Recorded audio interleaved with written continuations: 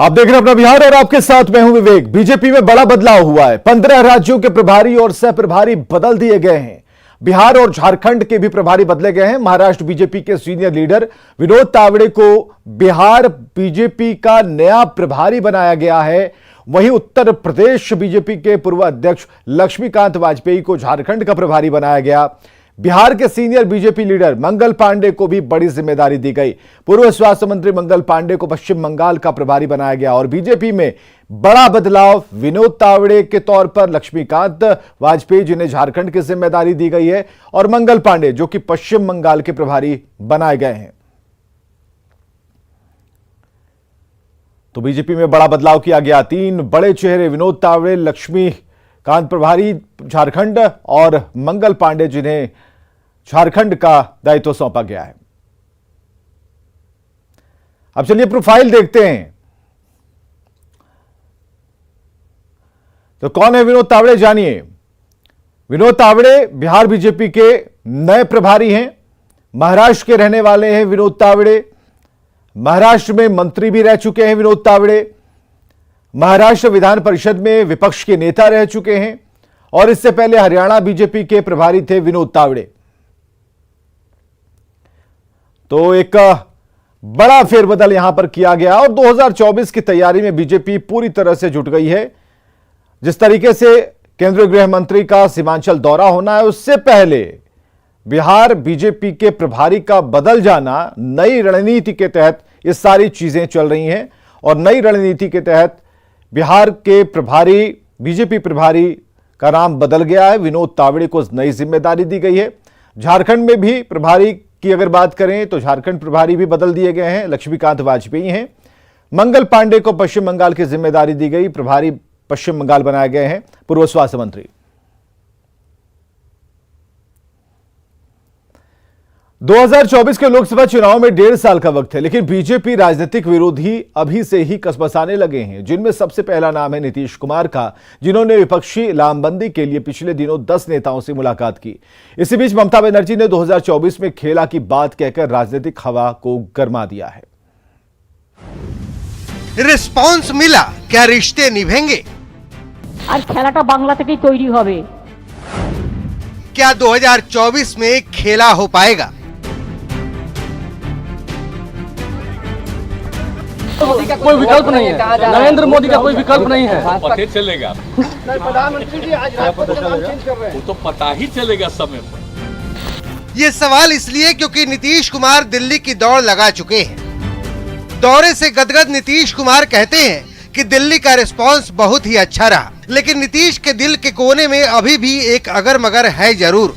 सुनिए। हमको तो लग रहा है कि जो जितने लोगों से बातचीत हो रही है, सब लोग अगर इसी बात पर अधिकांश लोग एकजुट हो गए तो अपने देश के हित में होगा 2024 पक्का जानिए। नीतीश, राहुल गांधी, अरविंद केजरीवाल, शरद पवार समेत 10 विपक्षी दल के नेताओं से मिल चुके हैं। दिल्ली के बाद बंगाल और उड़ीसा का भी रुख करने वाले हैं, लेकिन उसके पहले ही बंगाल के सीएम ममता बनर्जी ने 2024 के लिए बड़ा संकेत दे दिया है। শান্তিপূর্ণভাবে পঞ্চায়েত ইলেকশন করব, করে 2024 এমন খেলা খেলবো। বিজেপি বাবুরা বুঝতে পারবেন খেলার নাম বাবাজি। ওই খেলাটা হবে আর খেলাটা বাংলা থেকেই তৈরি হবে। এখন তো আমরা একসাথে, ওদিকে নীতিশজি আছে, ওদিকে অখিলেশ আছে, ওদিকে হেমন্ত আছে, ওদিকে আমি আছি, ওদিকে আমাদের বন্ধুরা আছে, সর্বত্র আছি আমরা। সব এক হয়ে যাবে দেখবেন। আর 275 না 80 আর 300 নিয়ে গর্ব করে বেড়াচ্ছে তো। রাজীব গান্ধীর সময় 400 ছিল, তাও ধরে রাখতে পারেনি। আর এদের 300-র কাছাকাছি আছে তো। এই যে আমি 5টা রাজ্যের কথা বললাম, এখানে 100টা ঘ্যাচাংফু। এটা কোত্থেকে সরকার? ममता बनर्जी ने भले ही नीतीश कुमार, अखिलेश, हेमंत, तेजस्वी जैसे नेताओं के साथ मिलकर बीजेपी के खिलाफ मोर्चा बनाने की बात कही हो, लेकिन ममता बनर्जी ने कांग्रेस और लेफ्ट पार्टियों का कोई जिक्र नहीं किया। मतलब साफ है कि मिशन में अभी भी घोर कंफ्यूजन है। ये बात बीजेपी भी बखूबी जानती है। राहुल गांधी को अरविंद केजरीवाल स्वीकार करेंगे? क्या राहुल गांधी को ममता बनर्जी स्वीकार करेंगी?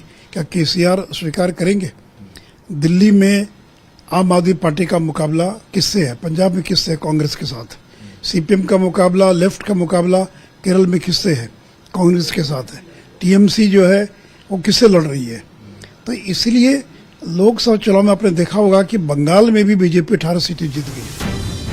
जाहिर है ये पहली बार नहीं है जब नीतीश महागठबंधन बनाने की कोशिश कर रहे हैं।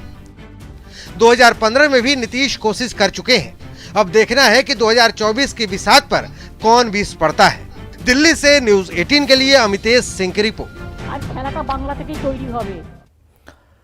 इधर जनसुराज के संयोजक प्रशांत किशोर ने एक बार फिर सीएम नीतीश कुमार पर बड़ा हमला बोला। सीएम नीतीश ने प्रशांत किशोर के राजनीतिक ज्ञान पर सवाल उठाया, जिस पर प्रशांत ने कहा कि अगर नीतीश कुमार को सब कुछ पता ही है तो उन्हें बताना चाहिए कि बिहार का यह हाल क्यों है। जहां तक ये सवाल है कि मुझे एबीसी का ज्ञान नहीं है, तो ठीक है, मुझे एबीसी का ज्ञान नहीं है। नीतीश जी को तो ए से लेकर जेड तक का ज्ञान है, उनको उस ज्ञान का उपयोग करना चाहिए। बिहार की जनता ने उनको मुख्यमंत्री बनाया है या उन्होंने कोई जुगत लगाकर मुख्यमंत्री बने हुए हैं।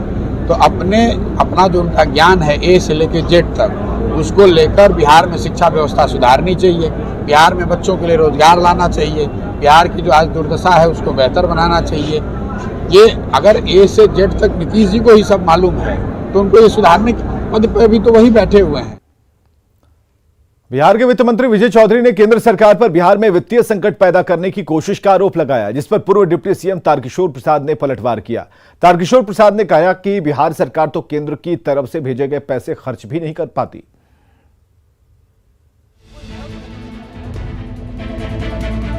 केंद्र सरकार द्वारा जानबूझकर बिहार में वित्तीय संकट पैदा करने की कोशिश की जा रही है। वित्तीय संकट पैदा करने की कोशिश कर रही है केंद्र सरकार, ये कहना है बिहार के वित्त मंत्री विजय चौधरी का। विजय चौधरी ने आरोप लगाया कि साल 2021-22 के दौरान समग्र शिक्षा अभियान में 14,000 करोड़ से अधिक खर्च हुआ। इसमें केंद्र सरकार को 8,500 करोड़ रुपए देना था, लेकिन केंद्र ने सिर्फ 3,550 करोड़ रुपए दिए। बाकी के पैसे राज्य सरकार को अपने संसाधन से जुटाने पड़े। 2022-23 की तो अभी तक जितना 3777 करोड़ रुपए जो समग्र शिक्षा योजना के तहत, मतलब इस साल अप्रैल से लेके अभी हम लोग सितंबर में बात कर रहे हैं, जो हमारे शिक्षकों का वेतन भुगतान हुआ है, ये सारा पैसा राज्य सरकार का लगा। एक पैसा भी केंद्र सरकार ने अभी तक नहीं दिया है। बिहार में वित्तीय संकट पैदा करने की कोशिश वाले आरोप पर बीजेपी नेता और राज्य के पूर्व वित्त मंत्री तारकिशोर प्रसाद ने पलटवार किया है। तारकिशोर प्रसाद ने कहा कि हर घर नल का जल जैसी कई योजनाएं हैं, जिनके लिए केंद्र से भेजे गए पैसे राज्य सरकार खर्च तक नहीं कर पाई। वित्त मंत्री श्री विजय कुमार चौधरी जी का यह आरोप सरासर निराधार है। मैं भी वित्त मंत्री रहा हूँ, ठीक है, 15 दिन 1 महीने का विलंब हो सकता है, लेकिन राशि नियमित तौर पर भारत सरकार भेजती रही है। एनडीए से अलग होने के बाद से जेडीयू नेताओं के निशाने पर है केंद्र सरकार, लेकिन कुछ ही दिनों पहले की बात है जब पीएम पटना आए हुए थे और बिहार में एनडीए की सरकार थी, तब मुख्यमंत्री नीतीश कुमार ने केंद्र सरकार से मिल रही मदद की जमकर तारीफ की थी। न्यूज 18 के लिए पटना से शैलेंद्र साहिल की रिपोर्ट। बढ़ते खबरों में आगे। सिवान में कल को असामाजिक तत्वों ने सामाजिक सौहार्द बिगाड़ने की कोशिश की, लेकिन हालात ज्यादा बिगड़ता उससे पहले पुलिस प्रशासन ने मोर्चा संभाल लिया, उपद्रवियों के खिलाफ कार्रवाई शुरू कर दी और पूरे इलाके को छावनी में तब्दील कर दिया।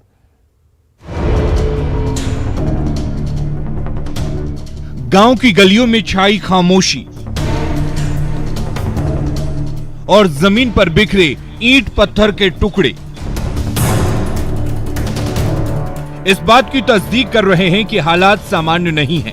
पूरे इलाके में पुलिस जवानों की तैनाती है, जो हालात को सामान्य करने की कोशिश कर रहे हैं। तस्वीर सिवान के बढ़ड़िया की है, जहां महावीरी अखाड़ा के दौरान 2 पक्षों में पत्थरबाजी और आगजनी के बाद प्रशासन अलर्ट है। 35 नामजद और 100 अज्ञात पर प्राथमिकी दर्ज की गई है, तो वहीं 20 लोगों को गिरफ्तार भी किया गया है। सभी वरीय पदाधिकारी हम लोग भी वहां पे गए और स्थिति को तुरंत ही नियंत्रण में कर लिया गया और इस मामले में कुछ पुलिसकर्मियों को चोटें आई हैं, कुछ आम पब्लिक को भी चोट आई है, उनका समुचित इलाज कराया गया कोई इसमें किसी को गंभीर जख्म नहीं हुआ है। इस मामले में प्राथमिकी दर्ज की गई है जिसमें 35 लोग नामजद हैं और करीब 100 अज्ञात हैं। दरअसल कल महावीरी अखाड़ा के दौरान कुछ असामाजिक तत्वों ने हालात बिगाड़ने की कोशिश की।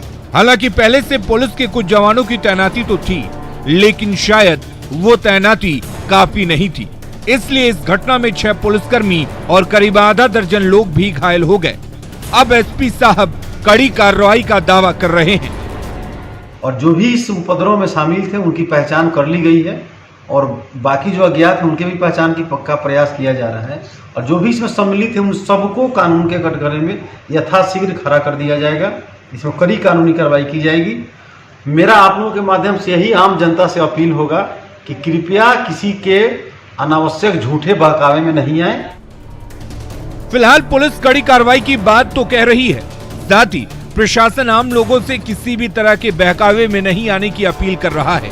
लेकिन जो कुछ भी हुआ उससे पुलिस प्रशासन पर सवाल उठना लाजमी है। न्यूज़ 18 भी आपसे किसी भी बहकावे में नहीं आने की अपील करता है। मृत्युंजय सिंह, न्यूज़ 18, सीवान। आरा में नौकरी की मांग को लेकर शिक्षक अभ्यर्थियों ने प्रदर्शन किया। दरअसल तेजस्वी यादव आरा सर्किट हाउस में मीटिंग कर रहे थे। बाहर में सैकड़ों शिक्षक अभ्यर्थी खड़े थे जो उनसे मिलने की मांग कर रहे थे, लेकिन मुलाकात नहीं हुई और मीटिंग खत्म होने के बाद जैसे ही तेजस्वी का काफिला बाहर निकला, अभ्यर्थियों ने प्रदर्शन करना शुरू कर दिया। तेजस्वी के काफिले के सामने शिक्षक अभ्यर्थियों के खड़े होने से उनका काफिला रुक गया। सुरक्षा कर्मियों ने किसी तरह तेजस्वी यादव को वहां से निकाला। शिक्षक अभ्यर्थी 7वें चरण की बहाली की मांग कर रहे थे। मैं बहुत खुश हूँ कि हम लोग का बेरोजगारी दूर हो। तेजस्वी सरकार से बहुत उम्मीद है और उनसे हाथ जोड़ के आपका ज्ञापन आज लिया गया है नहीं लिया गया? आप लोग ज्ञापन हम लोग तो बाहर ही नहीं दिया गया, अंदर जाने नहीं दिया गया। 1000 बार दे चुके हैं। आज क्या हुआ है? आज आप लोग क्या उम्मीद लेकर के आई थी यहाँ पर? आज उम्मीद लेकर के आए थे कि हम लोग तेजस्वी सरकार से नहीं मिल रहे हैं। हम लोग प्रशासन अंदर जाने से रोक दिया। बिहार में नगर निकाय चुनाव की तारीखों के ऐलान हो गए हैं और इस बार 2 चरणों में निकाय का चुनाव होना है। पहले फेज की वोटिंग 10 अक्टूबर को होगी और इसकी मतगणना 12 अक्टूबर को। पहले चरण में 88 नगर पंचायतों में मतदान होगा, जबकि दूसरे चरण में 17 नगर निगम, 2 नगर परिषद और 49 नगर पंचायतों में वोटिंग होगी। मतदान की तिथि 10/10/2022 10 अक्टूबर को आपको पता है जैसे कि उसमें लगभग 1 माह का समय उनको मिलता है। 15वें दिन जब फाइनलाइज हो जाते हैं उसके 15 दिन के बाद, तो ये 10/10 को तिथि है और उस दिन को इस फर्स्ट फेज की चरण की निर्वाचन होंगे और मतदान का समय 7 बजे से 5 बजे तक रहेगा और मतगणना की तिथि 12/10 को होगी। उसके जैसे हम लोगों ने पंचायतों में किया था 1 दिन, और मतदान की तिथि 20/10/2022 20 अक्टूबर को मतदान की तिथि रहेगी और मतदान का समय पूर्व के भांति 7 बजे पूर्वाह्न से 5 बजे अपराह्न तक रहेगा और मतगणना की तिथि 22/10 को होगी मतदान के 1 दिन के बाद। निकाय चुनाव को लेकर आचार संहिता लगने के साथ ही प्रशासन एक्शन में आ गया है। गोपालगंज में प्रशासन की टीम ने नेताओं के बैनर पोस्टर हटाने का अभियान शुरू कर दिया। नगर परिषद में चौक चौराहों पर लगे होर्डिंग और बैनर को भी हटाया जा रहा है। प्रशासन की ओर से जेसीबी के जरिए बैनर पोस्टर हटाए जा रहे हैं और जिले के डीएम ने सख्ती से आचार संहिता का पालन का आदेश दिया।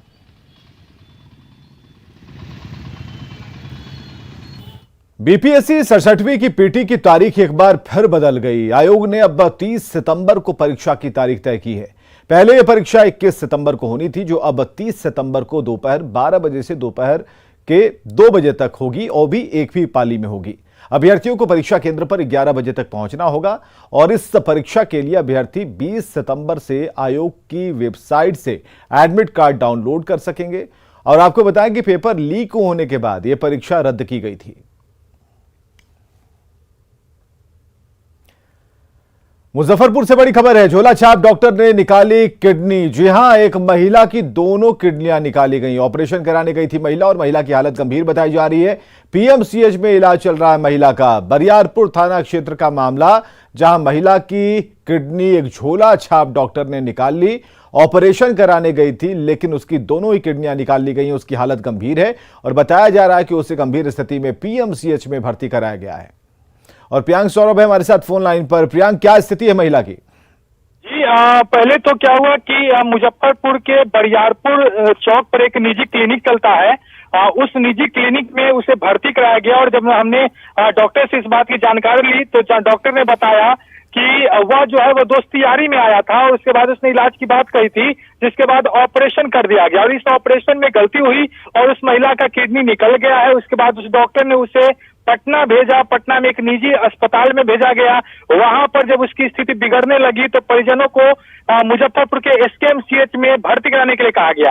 मुजफ्फरपुर के एसकेएमसीएच में जब मरीज को लाया गया तो यहाँ से वो इस बात की पुष्टि की गई कि मुजफ्फरपुर एसकेएमसीएच से इस बात की पुष्टि की गई कि उनका किडनी निकाल लिया गया है। उन्हें तुरंत पटना फिर रेफर किया गया आईजीआईएमएस में। आईजीआईएमएस में जाने के बाद वहां पर बेड नहीं मिलता है, जिसके बाद वो आनंद फानंद में पीएमसीएच जाते हैं। उसके बाद इसी तरीके से स्थिति बिगड़ती जा रही थी तो फिर वापस मरीज जो है उसी डॉक्टर के पास आते हैं तो डॉक्टर यहाँ से फरार है। तो स्थिति महिला की गंभीर है। फिर स्थानीय लोगों की मदद से उसे सदर अस्पताल भेजा गया है। वहां पर फिलहाल महिला का इलाज जो है वो अब शुरू हो रहा। जी चलिए, बहुत बहुत शुक्रिया प्रियांक तमाम जानकारियों के लिए। मुजफ्फरपुर से ये बड़ी खबर हम आपको बता रहे हैं, जहां एक महिला गई थी ऑपरेशन कराने, लेकिन उसकी दोनों किडनियां निकाल ली गई और फिर अभी जो जानकारी मिल पा रही है, अपडेट खबर यह है कि वो डॉक्टर, झोला छाप डॉक्टर, फरार है। गया में आज से पितृपक्ष मेले की शुरुआत हो गई। गया में पितृपक्ष मेले का खासा महत्व रहा है। समस्त विश्व में पूर्वजों पितरों के मोक्ष प्राप्ति के लिए गया क्षेत्र ही एकमात्र पुण्य क्षेत्र माना जाता है। यहां लोग पूर्वजों के लिए श्राद्ध तर्पण करते हैं और मान्यता है कि यहां सभी पितर को उत्तम लोक की प्राप्ति होती है। समस्त विश्व में पूर्वजों के निमित्तिक, पितरों के निमित्तिक उनके उत्तम लोक प्राप्ति कामना हेतु गया क्षेत्र ही एकमात्र ऐसा पुण्य क्षेत्र है जहाँ पर अगर पुत्र अपने पिता, अपने दादा, परदादा, अपने सभी पूर्वजों के निमित्तिक श्राद्ध तर्पण पिंड प्रदान करता है तो उन सभी को उत्तम लोक प्राप्ति मिल जाती है। और आगे देखिए जोहार झारखंड।